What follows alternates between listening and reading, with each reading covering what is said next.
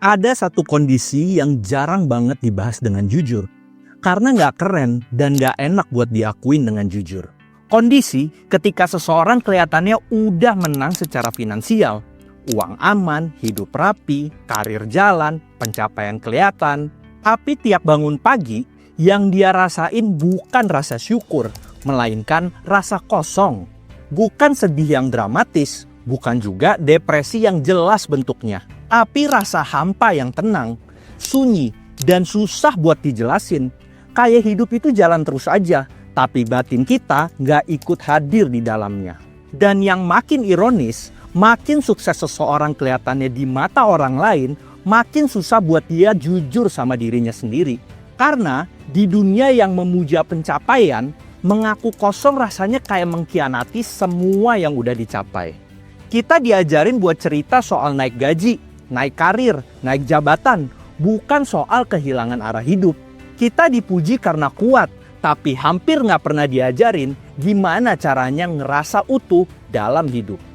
Banyak dari kita ngejar kekayaan bukan karena tahu mau dibawa kemana arah hidup ini, tapi karena takut dinilai gagal, takut tertinggal, takut dianggap biasa aja. Dan tanpa sadar, kita menghabiskan bertahun-tahun hidup buat mengejar sesuatu yang bahkan nggak pernah kita definisikan secara jujur. Kita sibuk membangun hidup yang terlihat berhasil, tapi lupa untuk bertanya, apakah hidup ini benar-benar terasa hidup? Mungkin masalahnya bukan karena kita belum cukup kaya. Mungkin masalahnya karena kita nggak pernah untuk berhenti dan bertanya, buat apa sih gue ingin kaya? Apa yang sebenarnya gue cari di balik angka, jabatan, dan pengakuan? Kalau pertanyaan tadi pernah nyentuh kamu, entah sedikit atau banyak, tolong tonton video ini sampai selesai. Karena di video ini, kita nggak cuma ngobrol soal uang, tapi soal makna, soal arah, soal gimana caranya mengejar kesuksesan tanpa kehilangan diri sendiri. Dan percayalah, pembicaraan ini mungkin nggak nyaman, tapi penting. Nama gue Stevie Thomas dan selamat datang di Catatan Literasi, kaya tapi nggak bahagia. Fenomena Rich Empty di kalangan muda.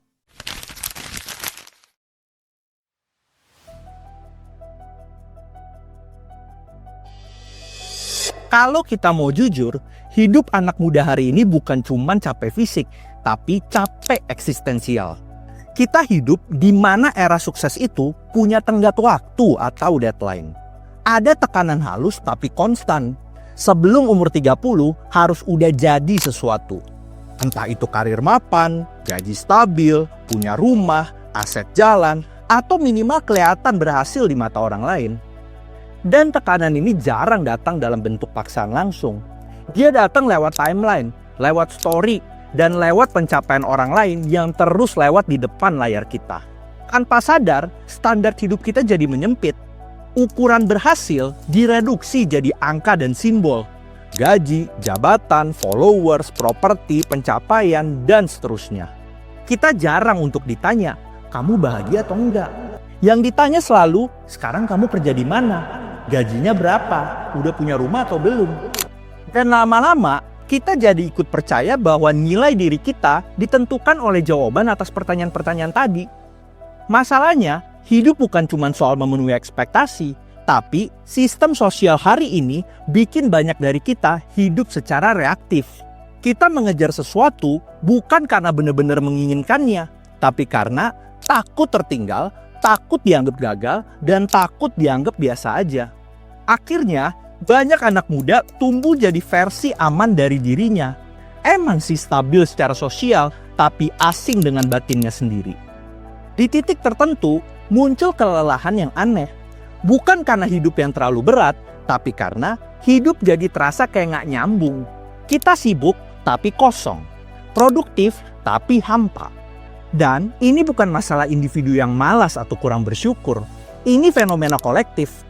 Fenomena ketika arah hidup dibentuk lebih banyak oleh ekspektasi dari luar dibandingkan kesadaran dalam diri.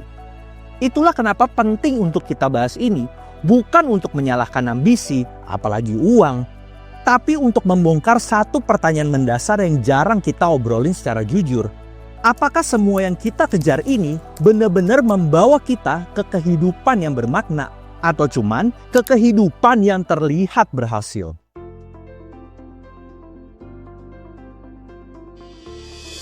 Biar pembicaraan kita nggak ngambang dan cuman jadi opini perasaan, kita perlu berhenti sebentar dan ngerapihin konsepnya.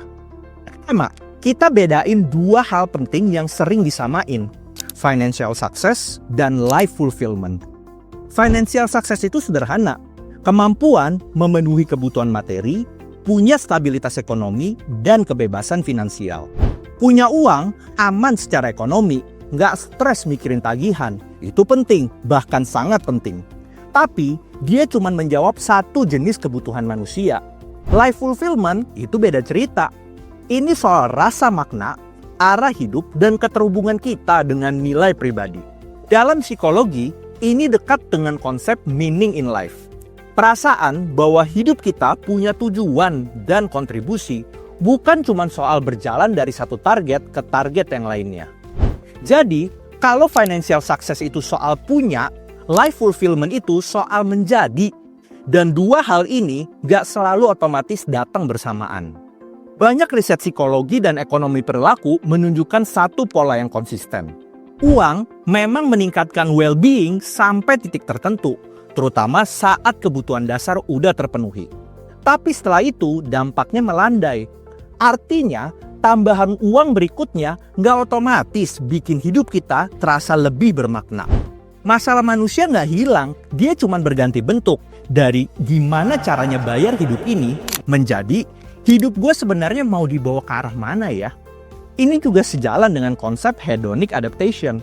Kemampuan manusia untuk cepat terbiasa dengan kondisi baru termasuk kekayaan. Jadi, apa yang dulu kita anggap pencapaian besar, lama-lama kerasa B aja. Standar naik, tapi rasa puas tetap aja di tempat.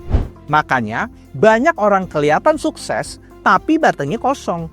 Bukan karena kurang bersyukur, tapi karena makna hidupnya belum pernah benar-benar dirumuskan. Para praktisi dan psikolog sering menekankan bahwa kebahagiaan jangka panjang lebih kuat hubungannya dengan rasa tujuan, relasi yang bermakna, dan kontribusi, bukan sekedar akumulasi materi. Uang itu alat yang sangat kuat, tapi alat tanpa arah cuman bikin kita lari lebih cepat ke arah yang belum tentu benar. Makanya, mari kita bareng-bareng untuk memahami ini. Uang memang bisa menyelesaikan masalah ekonomi, tapi dia nggak bisa menjawab pertanyaan eksistensial manusia. Dan kalau sejak awal kita berharap uang akan mengisi kekosongan batin, yang terjadi justru sebaliknya. Kekosongan itu akan makin terasa jelas. Bukan karena uangnya yang salah, tapi karena kita salah menaruh harapan.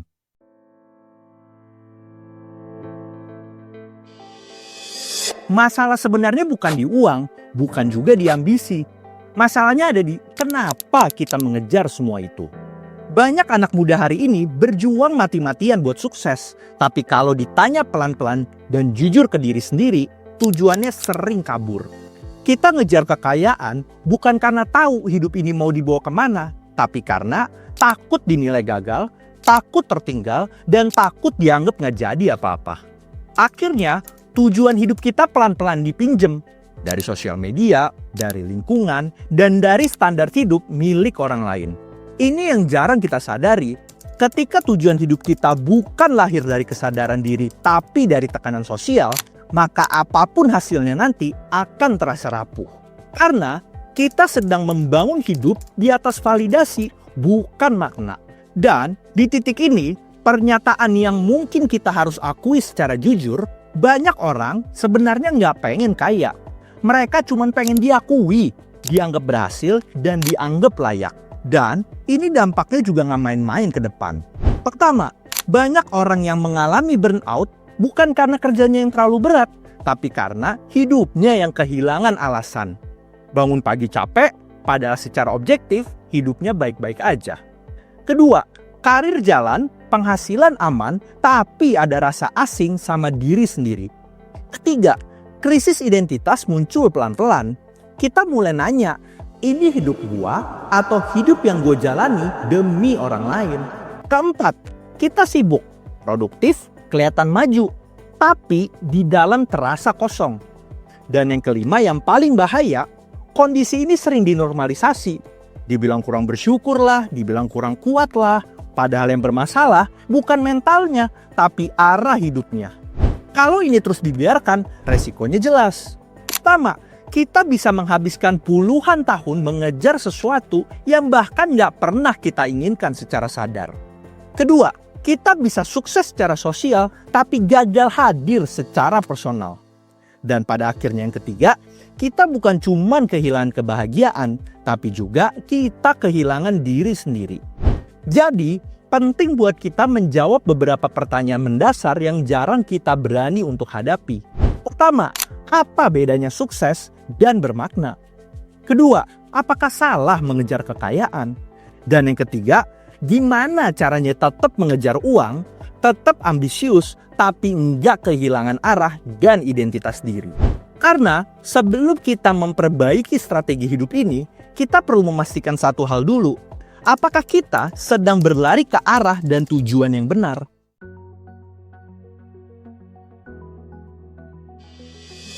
Setelah kita jujur soal masalahnya, kaya tapi kosong, sekarang pertanyaannya, terus harus gimana dong? Karena sadar doang gak cukup. Refleksi tanpa arah cuma jadi overthinking. Gue mengajak kita semua untuk ngerapihin ulang cara kita memandang hidup. Bukan dengan teori yang ribet, tapi dengan langkah-langkah yang bisa langsung dipraktekkan. Solusi pertama, pisahkan alat dan tujuan. Uang itu alat, bukan tujuan hidup. Masalahnya, banyak dari kita sering kebalik. Contoh simpel, ada orang yang kerja mati-matian, lembur terus, ngejar angka, ngejar gaji, tapi kalau ditanya, kalau uang lo udah aman, lo pengen ngapain? Nah terus dia bingung jawabnya. Jawabannya ngambang, bahkan nggak tahu jawabannya. Di situ tanda, uang udah jadi tujuan, bukan alat.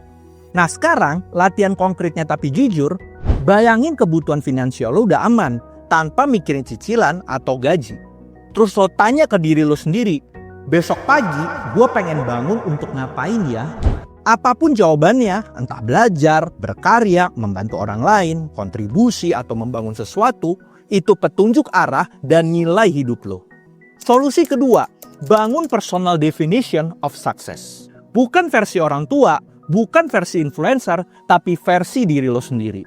Contoh nyata nih, ada orang yang definisi suksesnya bukan jabatan tinggi, tapi bisa punya waktu buat keluarga dan tetap bisa bebas untuk berkarya. Ada juga yang definisi suksesnya buat dia itu bisa hidup sederhana tapi berdampak buat orang di sekitarnya. Jadi, lo coba jawab 3 pertanyaan ini. Pertama, aktivitas apa yang bikin waktu terasa cepat buat lo? Kedua, nilai apa yang tetap ingin lo pegang meski penghasilan lo turun? Dan yang ketiga, masalah apa yang pengen lo selesaikan lewat hidup yang terasa cepat ini?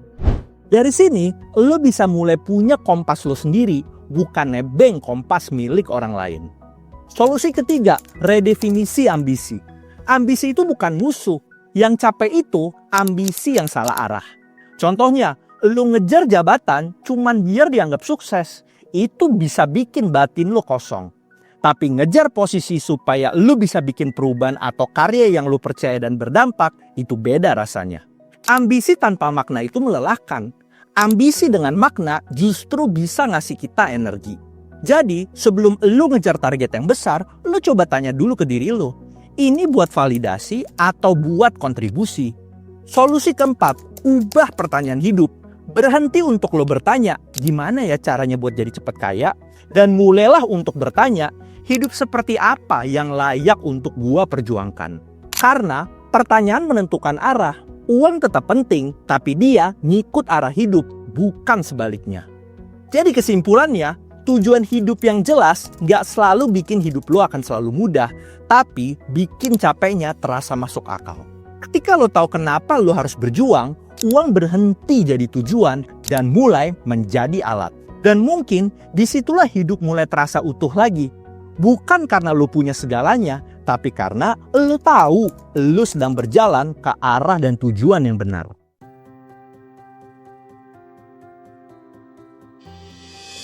Di titik ini, kita mungkin bisa sadar satu hal penting. Kaya itu pencapaian, tapi bahagia itu perjalanan yang jauh lebih jujur. Uang bisa bikin hidup lebih nyaman, lebih aman, dan lebih tertata.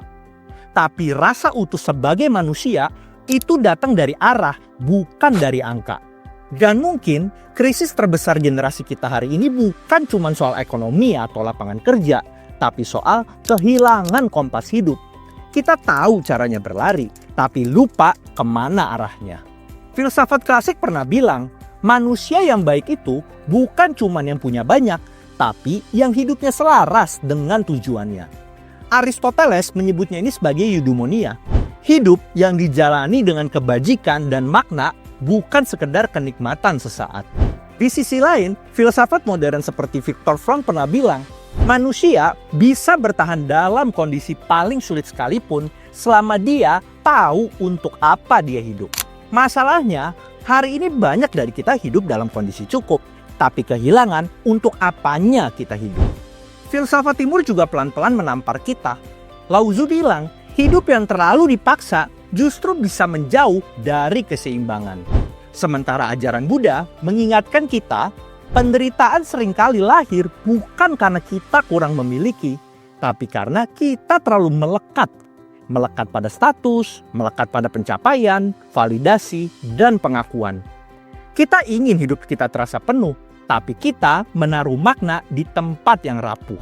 Jadi mungkin bukan uang yang bikin hidup kita kosong, tapi hidup tanpa makna yang bikin uang terasa kosong. Ketika arah hidup nggak jelas, apapun yang kita kumpulkan nggak akan pernah terasa cukup. Dan refleksi terakhir ini bukan buat kita anti ambisi dan juga bukan untuk anti kaya, tapi buat ngajak kita lebih jujur sebelum kita melangkah lebih jauh. Karena pada akhirnya hidup ini kan bukan soal seberapa tinggi kita naik, tapi apakah kita masih mengenali diri kita sendiri di sepanjang perjalanan itu. Kalau ada satu hal yang bisa lo bawa pulang dari video ini, mungkin ini. Jangan sampai lo berhasil secara finansial, tapi kehilangan diri sendiri di sepanjang perjalanan ini. Jadi, ingat satu hal ini baik-baik. Uang bisa jadi alat yang luar biasa kalau lo tahu untuk apa lo hidup dan mengapa. Demikian catatan literasi kali ini, dan sampai ketemu lagi di catatan literasi berikutnya.